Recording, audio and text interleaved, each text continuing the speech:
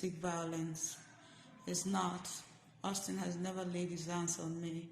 He has never even raised his voice at me. And God in heaven knows that's the truth. I am here.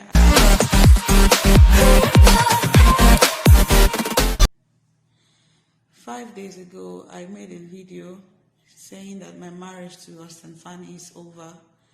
And that video came with a lot of backlash from people, with many insinuating that it's a clear case of domestic violence. It's not. Austin has never laid his hands on me. He has never even raised his voice at me.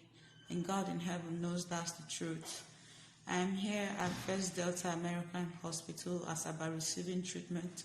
Several psychiatrists have come to assess me mentally, and I have been diagnosed of bipolar disorder.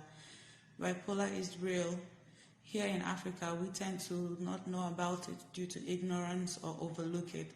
I cannot tell you all how I've been feeling with these tiny videos that I've been making, but I will, however, show you in motion pictures soon.